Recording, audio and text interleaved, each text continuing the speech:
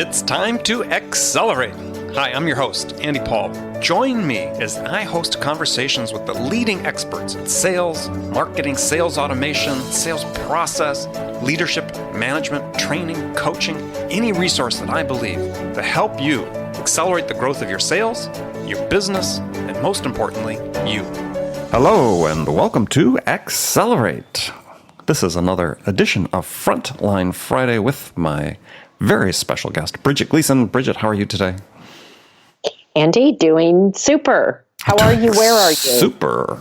How are you? Where are you today? Which of your global empire offices are you? I am in sitting in? The right coast today. On the right coast, okay. Yeah, East Coast. So. Kind of orientation. Yeah, we're in Manhattan, trying to stay away from the craziness that is Midtown Manhattan these days with the president-elect operating from his tower. Yeah. That's probably one we should just not even venture down that path. Well, no, I wasn't talking about the politics. It was just the logistics. The logistics, yeah. If you have, especially at this time of year on Fifth Avenue, this is Christmas time. This is when people want to be out on Fifth Avenue looking at the windows of all the Christmas displays. And there's some interruption going on. So, yeah, it'll be an interesting experience over the 4 years because, when the presidents come to town, I don't know if they do this for the president-elect, but once they're in office, they're very... when the president comes to town, to Manhattan, and they are... they know where they're going. Yeah, they clear the route. And, if your car's parked on the side of the road, it's gone. They relocate cars. They're quite adept at that to make sure they're all gone. So it'd be interesting to see for somebody that, because we only get the occasional visit from a president, but now if for a sitting president that will come to New York very often, it'd be kind of interesting to see what sort of turmoil that creates. Better get used to it. It's going to happen. Yeah. Well, I do keep an eye on, as much as you can, you sort of do keep an eye on the travel schedule of certainly the president, and is because if you happen to be coming into sort of a similar airport at the same time, yeah, you'll be waiting because they clear the freeways, right? And they go down, they close all the on-ramps and off-ramps to the freeways so the presidential motorcade can go by. And yeah, I got stuck once. It took about an hour to the trip. So anyway, whatever. Oh dear. So anyway, yeah, let's talk about. So for people, I think we talked about this last time. You have a new job. True. And you're now vice president of sales for Logs.io, LOGZ.io, for people who want to look that up. If you're in the big data space, you need to be talking to Bridget. So, but you have an interesting... Or if you're looking for a job and you're in the Boston area. Oh, okay, there you go. What sort of job are you looking for people in the Boston area? Sales, all kinds of sales. So technical sales, some technical aptitude, but definitely Boston and San Francisco. I would say inside or account execs, or what are you looking for? Account execs. Okay. So there we go. So this ties to the topic. This ties to the topic because we want to talk about, okay, you've done this before. You're creating a sales organization from scratch. In this case, a little more challenging because the center of gravity in this company, in terms of the headquarters, is actually in Israel, and you're setting up the operations here in the United States, the sales operations and so on. So just wanted to spend some time in this interview talking about, okay, how do you do that? How are you setting that up? For the people that have startups and aspiring entrepreneurs and maybe, first managers in the door that are setting up sales team. What are you looking at doing? What are your priorities? Well, as you said, Andy, having a company that's based in Tel Aviv, which is 10 hours ahead of me here in San Francisco. So let's just talk about challenge number one, which is time and geography. Mm-hmm. And for a company that is global, and we are increasingly in a global world, and there's more and more companies that are actually coming out of places like Tel Aviv, this is a reality that learning how to set up, manage distributed teams is something we have to get we have to be good at. So, I'm probably in some ways, well, for sure, I am not geographically optimal for Logs.io either as a VP of sales, because we are, and this was partly my decision as well, in terms of the sales organization, we're going to have the sales sort of center of gravity for the U.S. will be on the East Coast. And I'll tell you why we thought about it. And this sort of relates to, I'll tell you what we're doing, and people can extrapolate when they're thinking about it in their own situations. Headquarters in Tel Aviv, that 3 additional hours of overlap that you get on the East Coast to Tel Aviv is actually really important. And so that was one factor that we took into consideration. Another factor we took into consideration when choosing when and where to build out the sales team was, where can we get talented people that we're looking for at, I don't want to say at a price point, because that makes it sound, it's harder for a startup to compete for great sales talent in the Bay Area. Sure. We're not a known entity. We can't always pay the same that a bigger, more established company can pay. And there's a lot of movement in Silicon Valley. People don't necessarily stay at jobs quite as long, which can be expensive. It's expensive for everybody.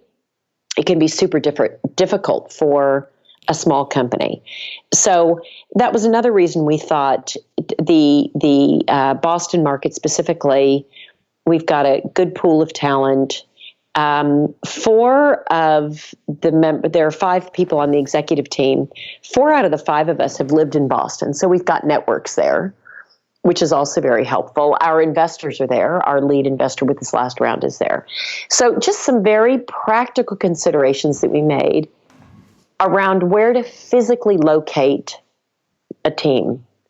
So that's one. The second is, when we're thinking about our sales model, we're a SaaS business. Up to this point, Andy, all of the sales has been done out of Tel Aviv over the phone with no one not meeting customers and prospects. Very technical, some very small deals, but also some very large multi-year deals. The model that we're building is sort of an inside/hybrid role. So we'll have an SDR team that helps with, we get a good amount of inbound, help filtering the inbound. We'll have someone work on outbound.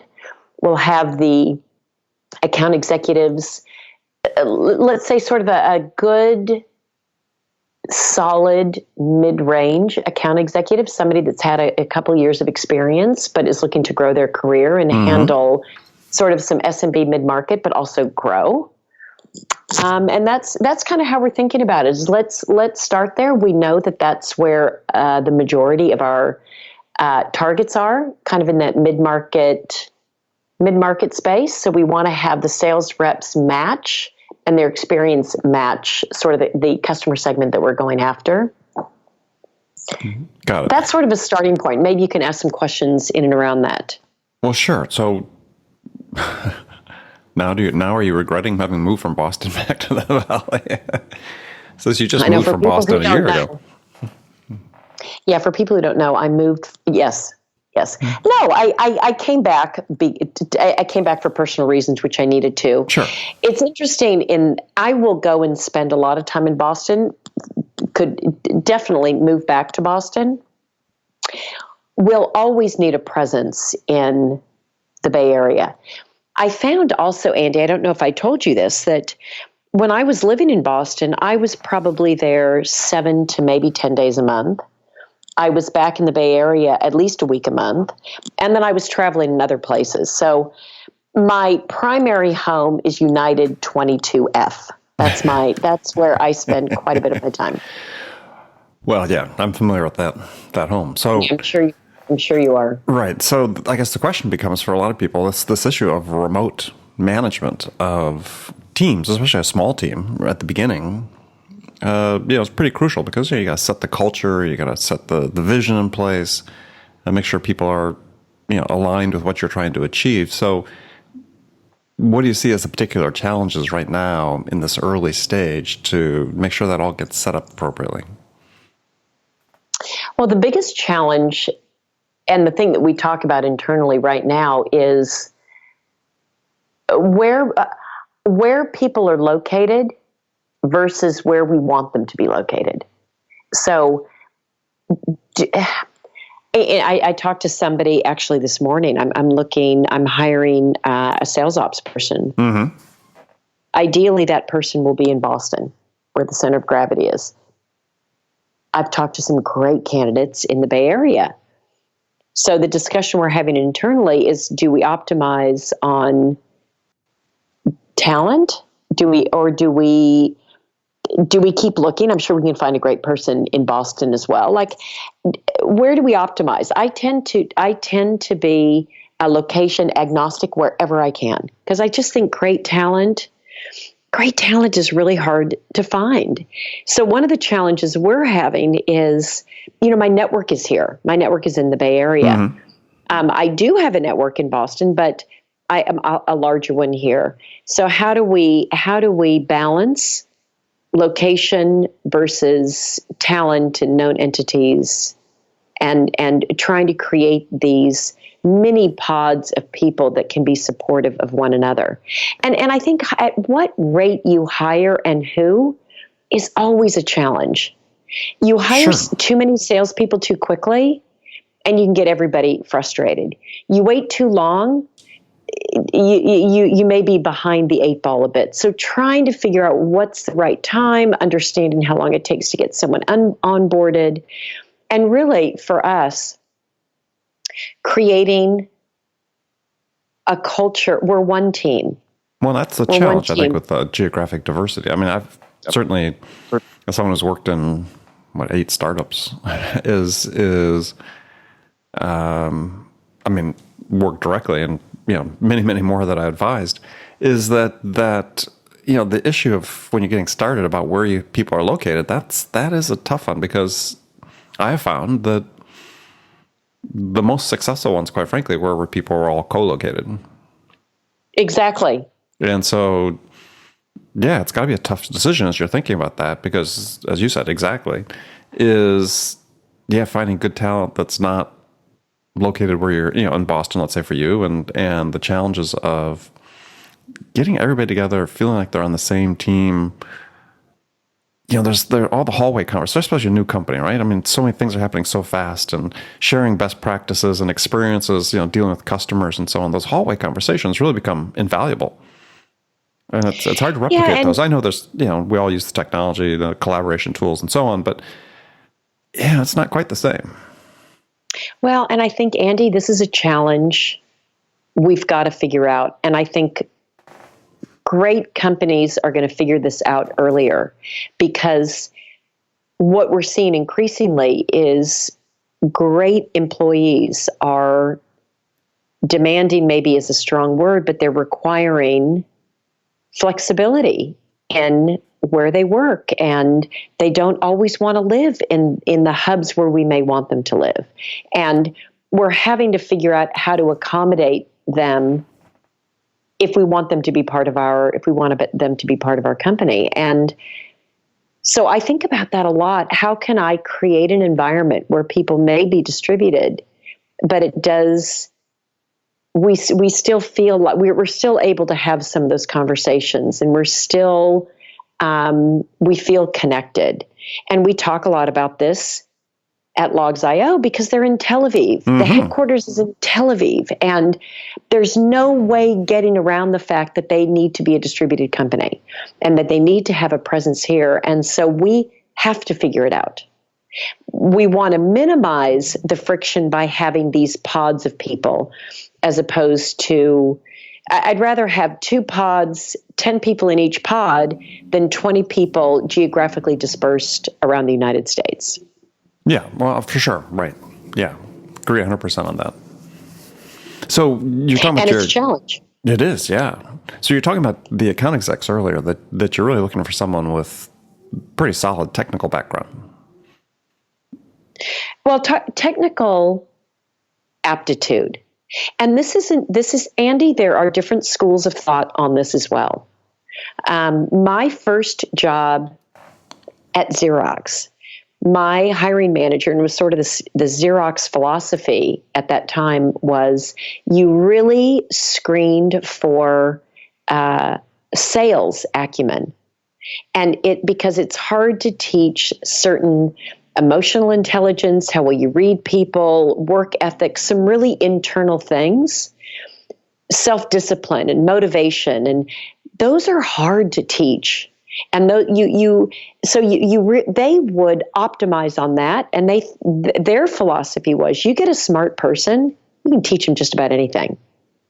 And if they've got the other internal drivers, you can teach them just about anything. Mm-hmm. I largely ascribe to that philosophy. I look for people that are self-directed and motivated and smart and curious and have integrity and things like this.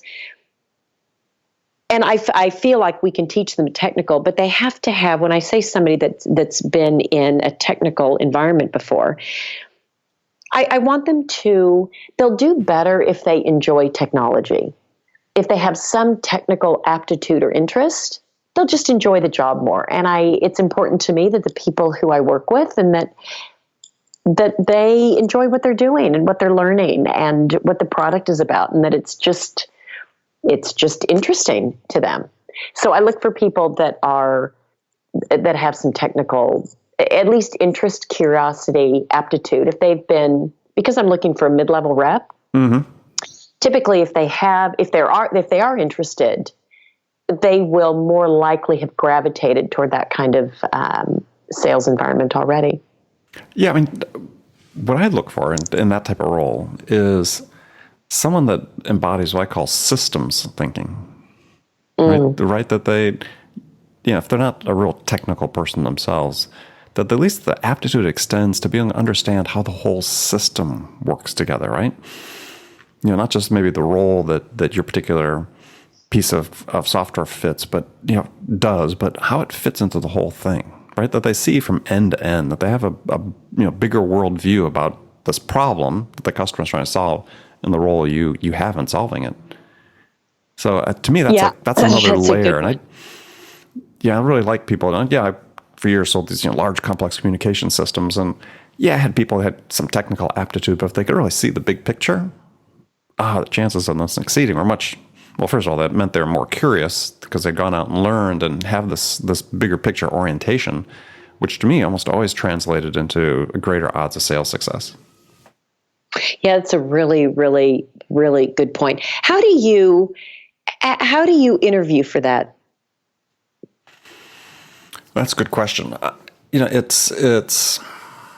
I'll have to think back some of the interviews that I did. Yeah, but.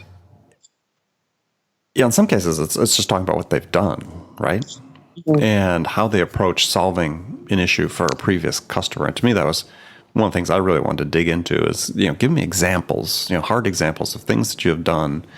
Start at the beginning, take me through the thought process. How did you arrive at the solution? And if you really, spend time really digging in on that and, not taking answers necessarily at face value all the time, but, prodding, probing, you're going to uncover, is this person, hey, they couldn't have lived without the technical engineer next to them, sales engineer next to them, or, what could they really do on their own, and how are they able to drive this? And you'll begin to uncover that pretty quickly. But just it takes probing. And a lot of hiring managers, they want to ask the superficial questions, but it's better to go deep. Yeah, good, really, really good point. I'm going to add that to my list of qualifications because I agree with you. I think that's a really important one. Somebody that's that's able to see the big picture and is a systems, I like that phrase also, a systems thinker. The other thing that's important at Logs.io, and I'm sure it's important in other companies as well, is the cultural fit. And that's when we're trying to build one team. When I was at reInvent this last week, the big Amazon conference in Las Vegas, and there's a couple new members. Our first U.S. sales hires, so a sales engineer and one very senior account executive, myself, and my director from Tel Aviv, my sales director from Tel Aviv, was over as well. And she'd said to me, okay, I want to take a picture of the U.S. team. And I said, no, I don't want you to I want this. We're one team. I don't want to start thinking about us so early as the U.S. team and the Tel Aviv team. Let's think about us as a single team. And it's a little thing. That's a big thing. But it's also a very big thing, is that we're one team. And hiring people that are of this mentality, the two that I hired, I've worked with before, and I know how they are. I know that they are very team oriented. They're super hardworking. They're people who say yes whenever they can. That's a good cultural fit. And being a good cultural fit is as important as any of the other qualifiers that I'm looking for. Well, and I think that this whole idea of teamwork and being on the same team is really important, because too often, and especially in tech startups, there's the technical team and the sales marketing team, and even the sales marketing could be separate teams. And yeah, having a culture that says, look, we're all one team. We may do different roles, but we support each other. Without all of us working together to the same goal, we're just not going to make it happen. And I started thinking about this week as I ran into at the airport this week. I ran into a former colleague from a company I'd worked with. A company that started small, and we'd gone public, and they're a pretty big company now. But one of the things, even back then, this was 20 years ago, is we didn't have a sales function. And the company is well over $1 billion in revenue. And they still really don't have a sales function. And yet they sell these really large deals. How do they do that? Well, because they bring together the team of people that have to work together to make it happen. From all the disciplines required to work with the customer to make it happen. And this guy was telling me about a $350 million deal that he had worked on that closed. There was a big team that was doing it, but there was, project managers, and there was a lead sort of quote unquote business development person, but who was also very technical in their background. But, that's the way they handle opportunities. We bring together the right disciplines to be able to do it. But, they've grown to this size where I think they have one division where they have some people that are formally labeled sales, but for the bulk of the company, no. This is a discussion that we've also had internally when just thinking about designing comp plans and quotas and that sort of thing, is on the big deals, it really does take a village. And oftentimes, and not to take anything away from the salespeople, because they certainly are huge in what they do. But it often requires like this team of maybe a product manager, it's a CEO, it's somebody in development, it's product, it's a sales development rep. There's so many people that came together to make that deal happen. And how do we make sure that we recognize appropriately all the different people, especially in big, large, complex deals that come together to help bring something to the close? It often is a big than just people on the sales team. Yeah, no, absolutely. So that's. I'm gonna try to find somebody from that company to bring on the show to talk about how they do it without sales. Oh, I'd love. I'm always curious because they're selling. Always curious about that. Right? They are selling. There's no doubt they are selling, but how they do it is a different model than a lot of companies. So. Well, Bridget, we're going to wrap up this episode right now. As always, we're going to spend a lot more time in the future as you continue to grow your organization to talk about this. But as always, pleasure to talk with you. And likewise, and good luck with the traffic jams out there in New York. Yeah, we'll keep everybody updated on that as well as we go along. So Bridget, thanks. Friends, thank you for listening again on this episode of Frontline Friday, and we will talk to you next week. Have a great one. Thanks for listening to the show. If you like what you heard and want to make sure you don't miss any upcoming episodes, please subscribe to this podcast on iTunes or Stitcher.com. For more information about today's guest, visit my website at andypaul.com.